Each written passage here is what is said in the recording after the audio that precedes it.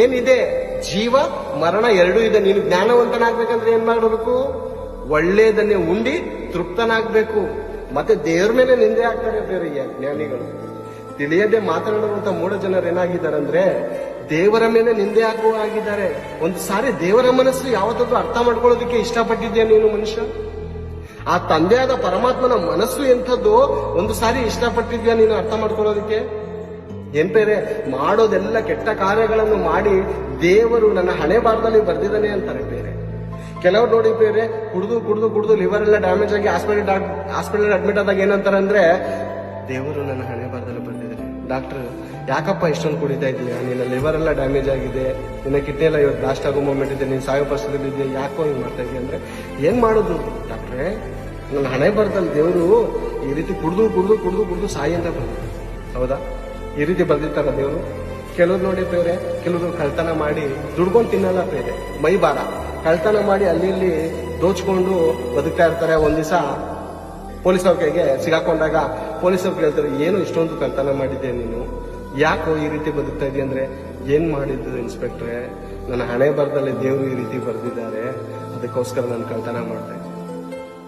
ಕೆಲವರು ಬೇರೆ ಒಂದ್ ಹೆಂಡತಿ ಕಟ್ಕೊಂಡಿರ್ತಾರೆ, ಚೆನ್ನಾಗಿರ್ತಾರೆ ಸಂಸಾರ.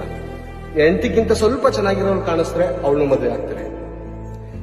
ಈ ಹೆಂಡತಿಗಿಂತ ಇನ್ನೊಬ್ಳು ಚೆನ್ನಾಗಿರೋರು ಕಾಣಿಸ್ತಾರೆ, ಇವ್ರಿಗೂ ಮದುವೆ ಆಗ್ತಾರೆ. 3 ಜನ ಮದುವೆ, 3 ಜನಕ್ಕೆ ಮದುವೆ ಆಗ್ತಾರೆ.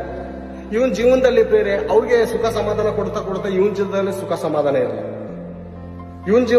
ಸಮಾಧಾನ ಇರಲ್ಲ. ಬಾರಲ್ಲಿ ಯಾವಾಗ ಕುಡಿತಾ ಇರ್ತಾನೆ, ಸ್ನೇಹಿತರು ಬಂದು ಕೇಳ್ತಾನೆ, ಏನಪ್ಪ ಯಾಕೋ ಸ್ನೇಹಿತ ಇಷ್ಟು ವರ್ಷದಿಂದ ನೀನ್ ಚೆನ್ನಾಗಿದ್ದಲ್ಲ, ಏನಾಯ್ತು ಅಂದ್ರೆ ಏನ್ ಮಾಡೋದು ಸ್ನೇಹಿತ, ಮದ್ವೆ ಮಾಡ್ಕೊಂಡೆ, ಅದಾದ್ಮೇಲೆ ಒಂದು ಹುಡುಗಿಯಲ್ಲಿ ಸಿಕ್ಕಿದ್ಲು, ತುಂಬಾ ಚೆನ್ನಾಗಿದ್ಲು, ಹೆಂಡತಿಗಿಂತ ಮದ್ವೆ ಮಾಡ್ಕೊಂಡೆ, ಇನ್ನೊಬ್ಳು ಸಿಕ್ಕಿದ್ಲು, ಅವಳಿಗೂ ಮಾಡ್ಕೊಂಡೆ, ಈಗ 3 ಹೆಂಡತಿರಾಗಿದ್ದಾರೆ ಕಣೋ, ಯಾರ ಜೊತೆನೂ ಸುಖವಾಗಿರಕ್ ಆಗ್ತಾ ಇಲ್ಲ, ಸಮಾಧಾನ ಏನೂ ಇಲ್ಲ, ದೇವರನ್ನ ಹಣೆ ಬಾರದಲ್ಲಿ ಈ ರೀತಿ ಬರ್ದ್ಬಿಟ್ಟಿದ್ದಾನೆ ಅಂತ ಅಂತಾರೆ ಬೇರೆ.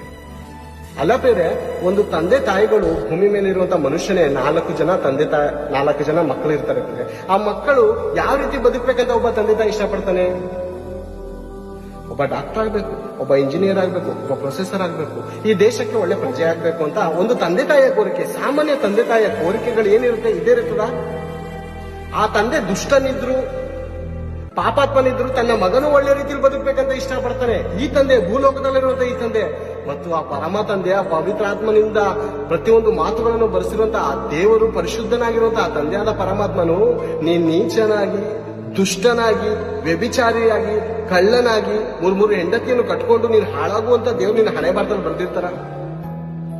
ಆ ರೀತಿ ಬರೀತಾನ ದೇವ್ರು? ಆ ರೀತಿ ಬರೀತಾನ ದೇವ್ರು? ಯಾರು ಅಂತ ಒಂದು ಸಾರಿ ಅರ್ಥ ಮಾಡ್ಕೊಂಡಿದ್ರ? ಒಂದ್ ದಿವಸ ಯಾವತ್ತಾದ್ರೂ ಬೈಬಲ್ ಓದೋದಕ್ಕೆ ಇಷ್ಟಪಟ್ಟಿದ್ರ? ಮತಗ್ರಂಥ ಅಂತ ಮುದ್ರೆ ಹಾಕಿ ಮಡಗ್ಬಿಟ್ಟಿದ್ದಾರೆ ಈ ಗ್ರಂಥನ. ಯಾವತ್ತಾದ್ರೂ ದೇವರು ಏನಿದೆ, ದೇವರ ಮನಸ್ಸಲ್ಲಿ ಏನಿದೆ ಅಂತ ಒಂದು ಸಾರಿ ಆದ್ರೂ ಬೈಬಲ್ ಅನ್ನು ಓದೋದಕ್ಕೆ ಯಾರಾದ್ರೂ ಇಷ್ಟಪಡ್ತಾರ ಬೇರೆ? ಮತಗ್ರಂಥ ಅಂತ ಹಾಕ್ಬಿಟ್ಟಿದ್ದಾರೆ. ನೋಡುವಾಗ ಏರಿಯಾದಲ್ಲಿ ಎಂತ ಫೋಟೋಗಳು, ದರಿದ್ರದ ಫೋಟೋಗಳು ಇರ್ತದೆ. ಸಿನಿಮಾದು ಅರೆಬೆತ್ತಲೆ ವಸ್ತ್ರವನ್ನು ಧರಿಸಿಕೊಂಡಿರುವಂತಹ ಫೋಟೋಗಳು ಹಾಕಿರ್ತಾರೆ. ಅದನ್ನ ಯಾವನು ಅಂಟಿಸಿರೋದು? ಚಿಕ್ಕ ಮಕ್ಕಳೆಲ್ಲ ಓಡಾಡ್ತಾರಂತ ಯಾವನು ಹೇಳಲ್ಲ. ಕರಪತ್ರಿಕೆ, ದೇವರ ಪ್ರೇಮ ಪತ್ರ ಕೊಡುವಾಗ ಇದು ಮತಕ್ಕೆ ಸಂಬಂಧಪಟ್ಟಿದೆ ಅಂತಾರೆ. ಎಂತ ದರಿದ್ರದ ಆಲೋಚನೆ ಇರೋದು? ದೇವರ ಮನಸ್ಸು ಎಂಥದ್ದು?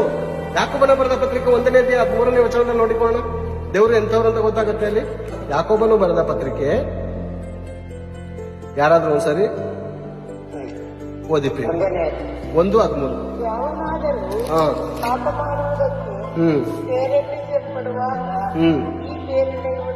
ದೇವರಿಂದ ಉಂಟಾಯಿತೆಂದು ಹೇಳಬಾರದು.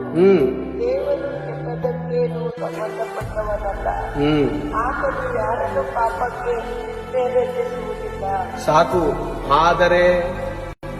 ಆದರೆ ಪ್ರತಿಯೊಬ್ಬನು ತನ್ನಲ್ಲಿರುವ ಆಶಾಪಾಶದಿಂದ ಎಳೆಯಲ್ಪಟ್ಟು ಮರಳುಗೊಂಡವನಾಗಿ ಪ್ರೇರೇಪಿಸಲ್ಪಡುತ್ತಾನೆ.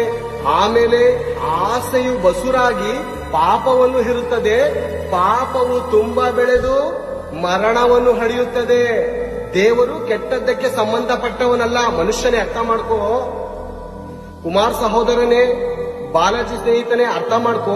ದೇವರು ಕೆಟ್ಟದ್ದಕ್ಕೆ ಸಂಬಂಧಪಟ್ಟವನಲ್ಲಪ್ಪ. ಆತನು ನನ್ನ ಹಣೆ ಬಾರದಲ್ಲಿ ಈ ರೀತಿ ಬರ್ದಿದ್ದಾನಂತ ಯಾವ ಮನುಷ್ಯನು ಕೂಡ ಹೇಳಬಾರದು. ದೇವರು ಒಳ್ಳೆಯವನು, ಒಳ್ಳೆಯದನ್ನೇ ಮಾಡುವವನು ಪ್ರೇರೆ. ಆತನು ಪರಿಶುದ್ಧನಾಗಿರುವುದರಿಂದ ನಾವು ಪರಿಶುದ್ಧರಾಗಿರ್ಬೇಕು, ನಾವು ನೀತಿವಂತರಾಗಿರ್ಬೇಕು. ನಾವು ವ್ಯಭಿಚಾರ ಮಾಡಬಾರ್ದಂತ ಬೈಬಲ್ ಅಲ್ಲಿ ಬರ್ಸಿದ್ದಾನೆ, ನಾವು ಕಳ್ಳತನ ಮಾಡಬಾರ್ದಂತ ಬೈಬಲ್ ಅಲ್ಲಿ ಬರ್ಸಿದ್ದಾನೆ, ನಾವು ಕೆಟ್ಟದನ್ನು ಮಾಡಬಾರ್ದಂತ ದೇವರು ಬೈಬಲ್ ಗ್ರಂಥದಲ್ಲಿ ಬರ್ಸಿದ್ದಾನೆ. ಕೆಟ್ಟದನ್ನು ತಪ್ಪನ್ನು ಕಂಡುಹಿಡಿಯುವುದಕ್ಕೆ ಬೈಬಲ್ ಓದ್ತೀವಿ ಹೊರತು ಯಾರಾದ್ರೂ ದೇವರ ಮನಸ್ಸನ್ನು ಅರ್ಥ ಮಾಡ್ಕೊಳ್ಳೋದಕ್ಕೆ ಇಷ್ಟಪಡ್ತಾರ ಪ್ರೇರೆ? ಮನುಷ್ಯನು ಯಾರಾದ್ರೂ ಇಷ್ಟಪಡ್ತಾರ? ದೇವರು ಪರಲೋಕದಿಂದ ನೋಡುವಾಗ ಯಾವನಾದ್ರೂ ನನ್ನ ಕಡೆ ನೋಡ್ತಾರೋ ಅಂತ ದೇವರು ಕಾಯ್ತಾ ಇದ್ದಾನೆ ಪ್ರೇರೆ. ಆದ್ರೆ ಆ ದೇವರನ್ನು ನೋಡದೆ ಈ ಕುಲವನ್ನು ನೋಡಿಕೊಂಡು, ಈ ಮತವನ್ನು ನೋಡಿಕೊಂಡು, ಜಾತಿಯನ್ನು, ವರ್ಗವನ್ನು, ಧರ್ಮವನ್ನು ನೋಡಿಕೊಂಡು ನಾವು ಬದುಕ್ತಾ ಇದ್ದೀವಿ. ದೇವರನ್ನು ನೋಡೋದಕ್ಕೆ ಯಾವತ್ತಾದ್ರೂ ನಾವು ಇಷ್ಟಪಟ್ಟಿದೀವ? ಆ ದೇವರು ಯಾವ ರೀತಿ ಇದ್ದಾನೋ ಆತರ ಮನಸ್ಸು ಎಂಥದ್ದು ಅಂತ ಯಾವನಾದ್ರೂ ಇಷ್ಟಪಡ್ತಾನ ಪ್ರೇರೆ ಆ ದೇವರನ್ನು ನೋಡೋದಕ್ಕೆ? ಪ್ರಪಂಚ ಪ್ರೇರೆ ದೇವರನ್ನು ಕುರಿತು, ದೇವರ ಮನಸ್ಸನ್ನು ಕುರಿತು ಯಾರಿಗಾದ್ರೂ ಅರ್ಥ ಆಗಿದೆಯಾ? ಯೇಸು ಕ್ರಿಸ್ತನನ್ನ ಕುರಿತು ಯಾರಿಗಾದ್ರೂ ಅರ್ಥ ಆಗಿದೆಯಾ? ಆತನ ಶಿಲುಬೆಯ ಮರಣವನ್ನು ಕುರಿತು ಯಾರಿಗಾದ್ರೂ ಅರ್ಥ ಆಗಿದೆಯಾ?